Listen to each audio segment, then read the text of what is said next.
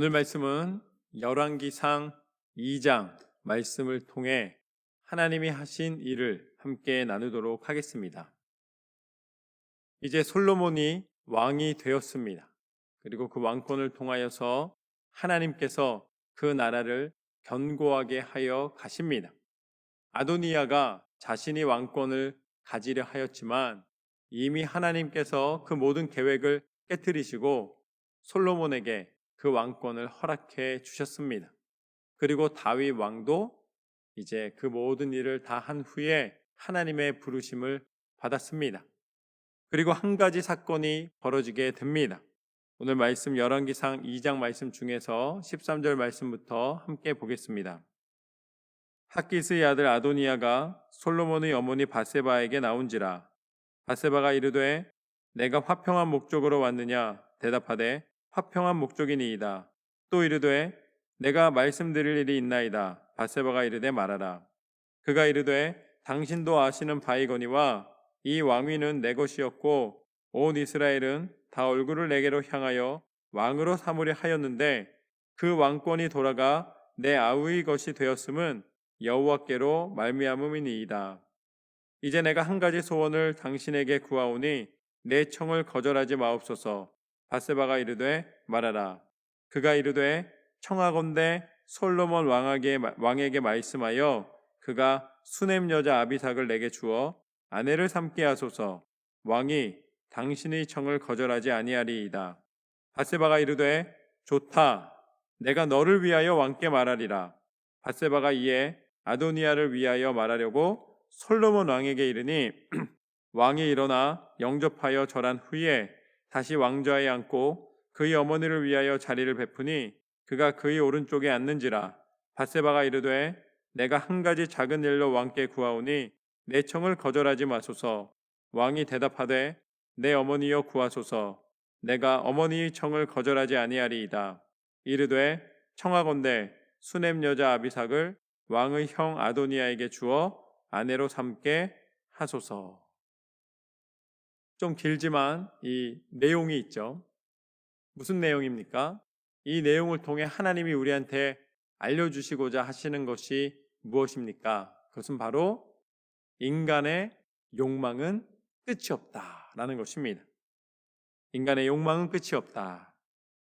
아도니아를 보십시오.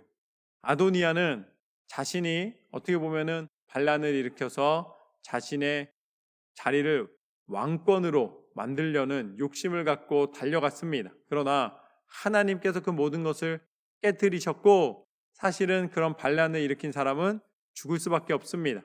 그런데 솔로몬이 살려놓은 거예요. 그렇지만 이 아도니아가 살아나자마자 한 행동이 무엇입니까? 바로 아버지의 첩이었던 아비삭을 자신의 아내를 삼게 해달라고 요청을 합니다. 아비삭은 나이에 상관없이 솔로몬 왕에게는 어머니의 위치입니다. 왜냐하면 아버지 다윗의 첩이었기 때문입니다. 그런데 그 사람을 자신의 아내로 삼겠다는 것은 무엇을 의미하는가? 솔로몬을 경멸하는 행동입니다. 솔로몬을 무시하는 행동인 것이죠. 여전히 자신이 왕이 되려 하였던, 왕이 될 뻔하였던 순간을 놓지를 못하고 있는 거예요. 자신의 욕망의 끝을, 자신의 욕심의 끝을 버리지 못하고 있는 것입니다. 한 번만 살려달라고 했을 때를 기억하지 못하는 거예요. 바로 연이어서 자신의 욕심으로 행하는 아도니아의 모습을 보게 됩니다. 그런데 더 좀 당황스러운 것은 무엇인가? 솔로몬의 어머니였던 밧세바가 그 이야기를 들으면 뭐라고 그래야 됩니까? 자기 아들을 생각해서라도 너가 무슨 소리냐 하고서는 바로 물리쳐야 되는 거예요. 그런데 밧세바가 어떻게 하고 있습니까? 그거 설득력 있다 라고 이야기를 합니다. 그러면서 아도니아가 한 말을 그대로 솔로몬 왕에게 가서 전하는 거예요. 아도니아의 부탁을 들어주고 있는 거예요. 왜 그랬을까요? 그 이유는 너무 단순합니다. 바로 이 밧세바가 누구였냐면 다윗이 자신에게 가장 충성스러웠던 용사였던 우리아를 죽이면서까지 빼앗았던 아름다운 여인이었습니다. 밧세바가 굉장히 다윗의 사랑을 받았던 것이죠. 그러나 어린 아비삭이 들어왔을 때에 아비삭의 역할은 자신이 할 수가 없었던 거예요.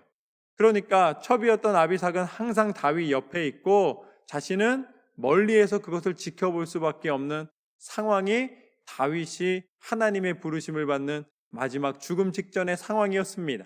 그러니 이해는 하지만 이 밧세바의 입장에서 아비삭은 누구예요? 눈에 가시 같은 존재인 것이죠.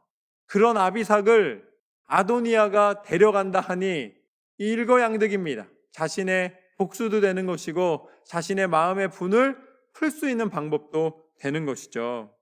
결국 이 두 사람의 행동은 이미 이성을 잃은 행동입니다.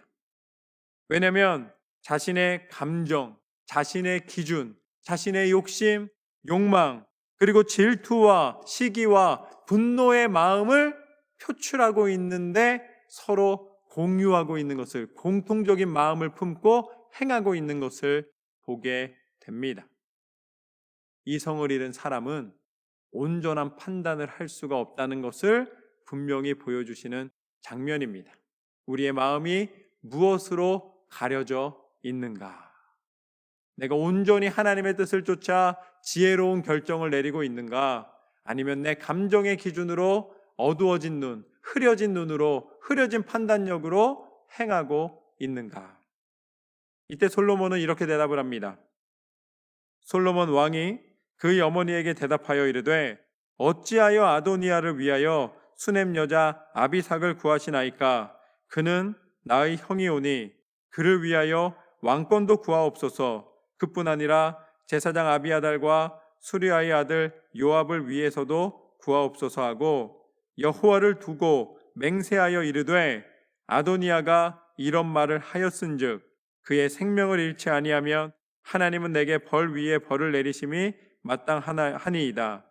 그러므로 이제 나를 세워 내 아버지 다윗의 왕위에 오르게 하시고 허락하신 말씀대로 나를 위하여 집을 세우신 여호와께서 살아계심을 두고 맹세하노니 아도니아는 오늘 죽임을 당하리라 하고 여호야다의 아들 분하야를 보내매 그가 아도니아를 쳐서 죽였더라.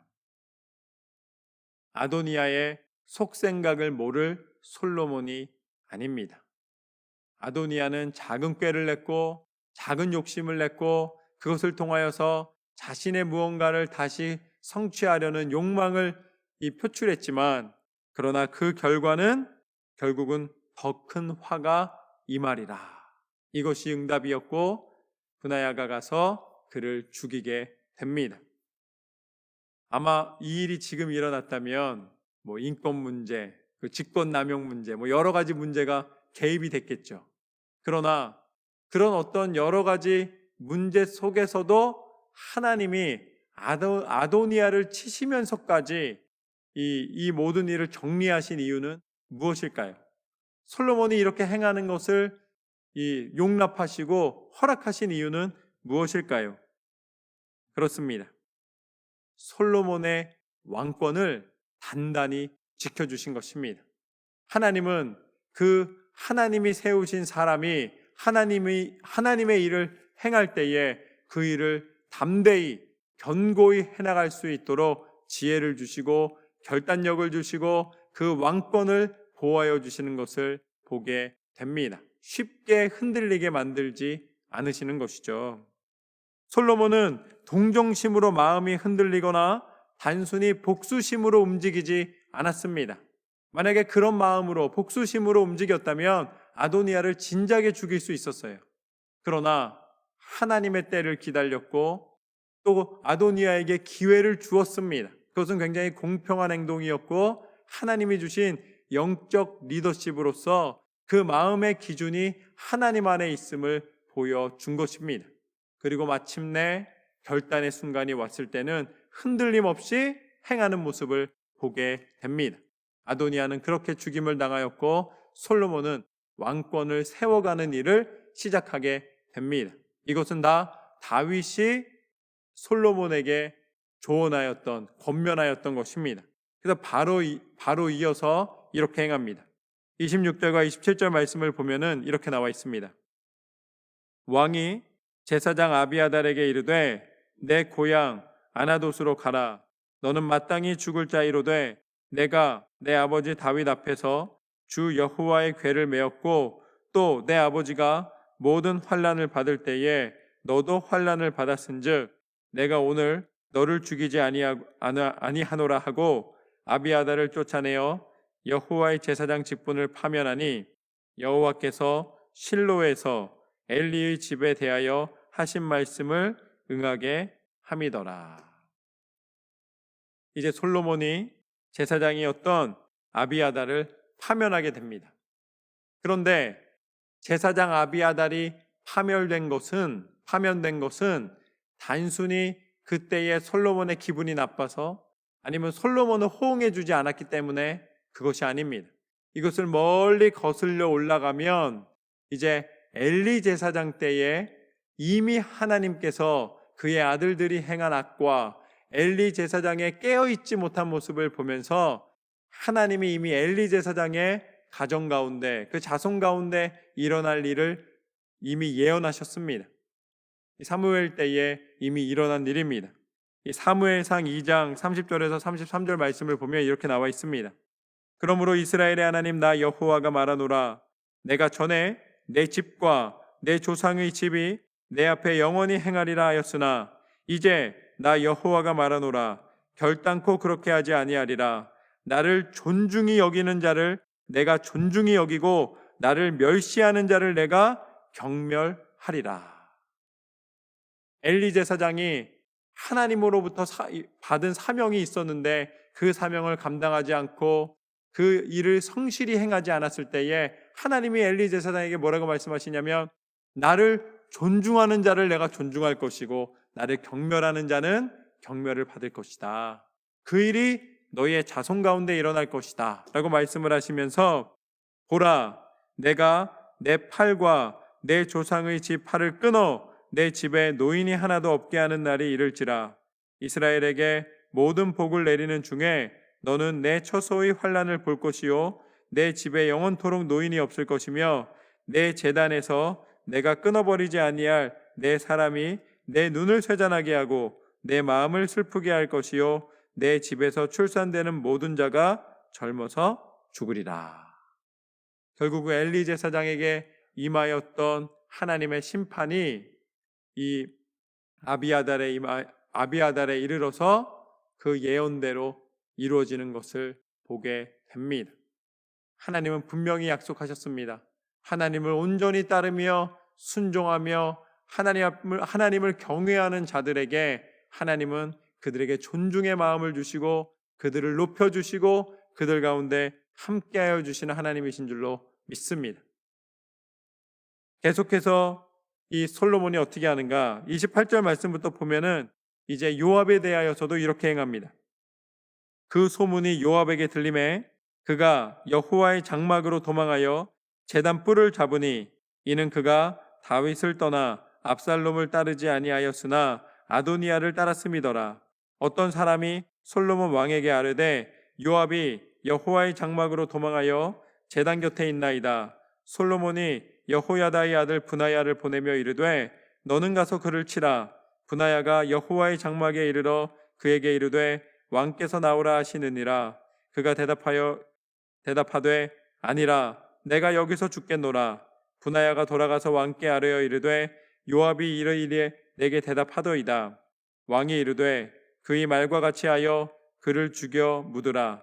요압이 까닭없이 흘린 피를 나와 내 아버지의 집에서 내가 제하리라. 여호와께서 요압의 피를 그의 머리로 돌려보내실 것은 그가 자기보다 의롭고 선한 두 사람을 쳤음이니 곧 이스라엘 군사령관 넬의 아들 아브넬과 유다 군사령관 예델의 아들 아마사를 칼로 죽였음이라. 이 일을 내 아버지 다윗은 알지 못하셨나니 그들의 피는 영영이 요압의 머리와 그의 자손의 머리로 돌아갈지라도 다윗과 그의 자손과 그의 집과 그의 왕위에는 여호와께로 말미암는 평강이 영원히 있으리라. 요압은 자신의 욕심 때문에 자신의 자리를 지키기 위하여서 다윗에게 충성스럽게 용사가 될 수 있는 두 사람을 가차없이 처단해 버렸습니다. 근데 하나님께서는 그럼에도 불구하고 그 당시에 이스라엘을 지킨 요압의 공로를 인정하셔서 다윗을 괴롭히고 다윗에게 아픔을 주었음에도 불구하고 다윗이 죽는 그날까지 요압이 군대 장관의 역할을 감당하게 해주셨습니다. 그렇지만 오늘 말씀처럼 그 의로운 피는, 그 피의 대가는 요압에게 이를 것이다. 그리고 그것을 다윗이 죽기 전에 분명히 솔로몬에게 알려주고 하나님의 부름을 받았습니다. 그래서 그 일이 바로 오늘 일어나고 있는 것입니다. 요압은 칼로 응했고 칼로 망하게 되었습니다. 예수님께서는 마태복음 말씀에 분명히 이렇게 말씀하셨습니다.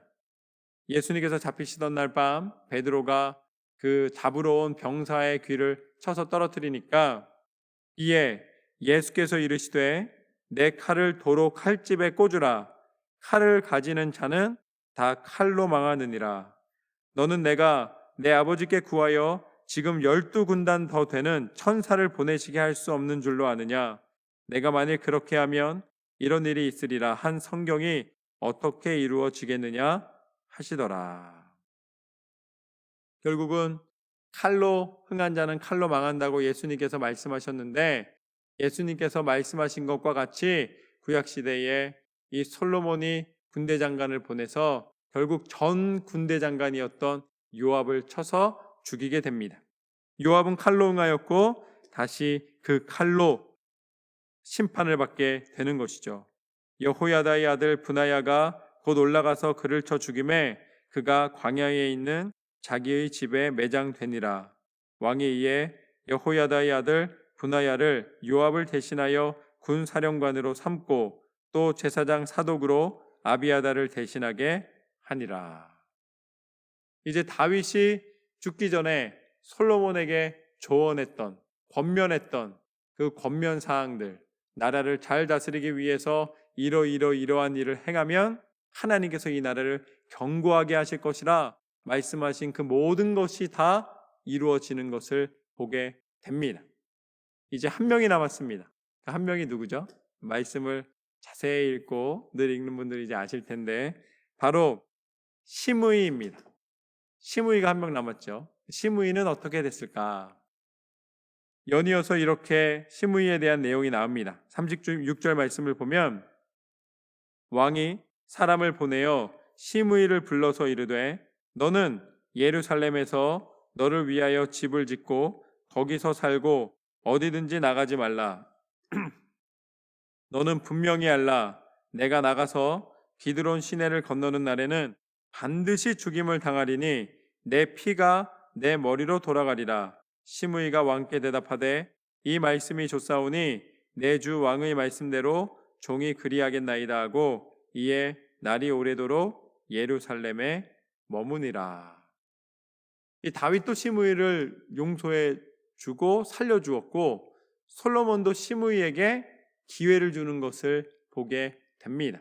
그러니까 솔로몬이 무조건 죽이지 않아요. 솔로몬이 내가 왕이 됐으니까 내 왕권으로 다 없애겠다, 처단하겠다 하지 않습니다. 솔로몬은 끊임없이 하나님의 때를 기다리고 기회를 주고 그 기회 속에서 이제 살아날 수 있는 길을 허락해 줍니다. 그런데 항상 문제는 어디에 있는가? 그 기회를 잘 유지하고 또 신실하게 하지 못하는 사람에게 있습니다. 그 다음 장면을 보면 이렇게 나와 있습니다. 3년 후에 시므이의 두 종이 가드왕 마아가의 아들 아기스에게로 도망하여 간지라. 어떤 사람이 시므이에게 말하여 이르되 당신의 종이 가드에 있나이다. 시므이가 그 종을 찾으려고 일어나 그의 나귀의 안장을 지우고 가드로 가서 아기스에게 나아가 그의 종을 가드에서 데려왔더니 시므이가 예루살렘에서부터 가드에 갔다가 돌아온 일을 어떤 사람이 솔로몬에게 말한지라. 왕이 사람을 보내어 시므이를 불러서 이르되 내가 너에게 여호와를 두고 맹세하게 하고 경고하여 이르기를 너는 분명히 알라. 내가 밖으로 나가서 어디든지 가는 날에는 죽임을 당하리라 하지 아니하였느냐? 너도 내게 말하기를 내가 들은 말씀이 좋으니이다 하였거늘 내가 어찌하여 여호와를 두고 한 맹세와 내가 내게 이른 명령을 지키지 아니하였느냐? 왕이 또 시므이에게 이르되 내가 내 마음으로 아는 모든 악 곧 내 아버지에게 행한 바를 내가 스스로 아나니 여호와께서 내 악을 내 머리로 돌려 보내시리라. 그러나 솔로몬 왕은 복을 받고 다윗의 왕위는 영원히 여호와 앞에서 견고히 서리라 하고 여호야다의 아들 브나야에게 명령하매 그가 나가서 시므이를 치니 그가 죽은지라. 이에 나라가 솔로몬의 손에 견고하여 지니라. 결국 시므이도 자신의 기회를 놓치고 자신이 이 가드의 종을 찾으러 가서 종을 데려오는 그 행동 때문에 마지막에 죽임을 당하게 됩니다. 시므이는 충분한 이유가 된다고 생각을 했을 거예요. 그렇지만 시므이는 약속을 어긴 것입니다. 기회를 놓친 것입니다. 생명을 보존할 수 있는 이 보호에서 자기 스스로가 떠난 것입니다. 그래서 죽임을 당하게 되었습니다. 여기서 두 가지를 우리가 기억하게 됩니다. 첫 번째는 무엇인가? 하나님은 모두에게 기회를 주신다.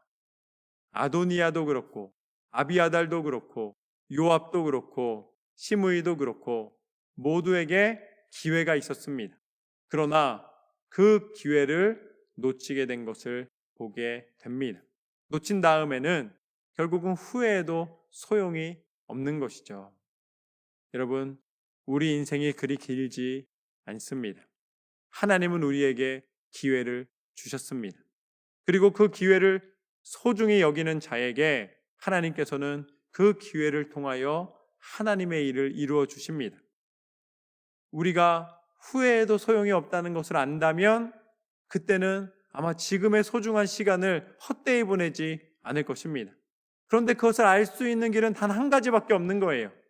바로 하나님의 말씀을 통해 하나님이 주신 지혜가 있을 때에만이 하나님이 주신 기회가 무엇인지를 알 수가 있습니다. 하나님이 주신 기회는 무엇인가? 하나님이 주신 기회는 바로 하나님이 우리를 사랑하시사 우리의 모든 죄를 대신하여 주시는 예수 그리스도를 보내주셨고 그 이름을 믿고 그의 부활에 동참하는 자는 하나님 나라 백성 되는 그 은혜와 기회를 허락해 주셨다는 사실입니다. 이 믿음에서 벗어나지 않고 마지막 순간까지 우리에게 주신 이 기회를 끝까지 지켜나가는 저와 여러분의 삶이 되어야 될 줄로 믿습니다. 아도니아도 마찬가지였습니다. 아도니아는 자신의 욕심의 눈이 가리워져서 무리한 요청을 하지 않았다면 그랬다면 충분히 행복하게 살아갈 수가 있었어요. 고난도 적지 않았습니다. 그러나 더 큰 욕심을 부리다가 결국 그 죄악의 그늘 가운데서 죽임을 당하게 되는 모습을 보았습니다. 시므이도 마찬가지입니다. 자신에게 솔로몬이 기회를 줬을 때에 그 지역을 벗어나지 않으면 되는 것이었습니다. 그러나 충분히 자기가 기준하는 것으로 명분이 된다 생각하고 가드를 갔을 때에 이미 그 약속을 깨뜨렸을 때에 그 약속을 벗어났을 때에 더 이상 기회는 없었습니다. 하나님이 우리에게 생명을 주신 이 시간 동안에 예수님의 이름을 믿고 구원받는다는 기회와 겸손함으로 하나님의 은혜 가운데 그 축복과 은혜를 누릴 수 있다는 하나님이 주신 이 믿음의 기회, 축복의 기회를 놓치면 안 된다는 것이죠. 우리 가운데 하나님은 끊임없이 말씀으로 임하여 주시고 말씀 가운데 승리하기를 원하십니다. 인생이 길지 않습니다. 때가 급합니다. 이때에 우리에게 주신 첫 번째 기회는 우리 스스로가 그것에서 벗어나지 않는 것입니다. 그리고 더 나아가 이것을 세상 가운데 전하고 내가 사랑하는 내 가족을 그리고 내 동료와 나와 함께하는 내가 아는 모든 사람들이 그 영혼이 지옥에 가지 아니하고 다시 구원받고 하나님 나라에 이르는 그 영광에 참여하는 참된 예배자로 나올 수 있도록 하나님이 주신 기회에 우리는 전해야 할 사명이 있는 줄로 믿습니다. 이것이 바로 부르심과 보내심입니다. 모든 사람은 딱 이 순간에 내게 부르신 하나님을 감사하며 내게 보내주신 사명을 감당할 때에 그 은혜를 깨닫고 누리게 되는 줄로 믿습니다. 오늘 열왕기상 2장 말씀처럼 하나님이 주신 기회를 놓치지 않고 믿음으로, 겸손함으로, 신실함으로 승리하시는 저와 여러분의 삶이 되시기를 주님의 이름으로 축원합니다.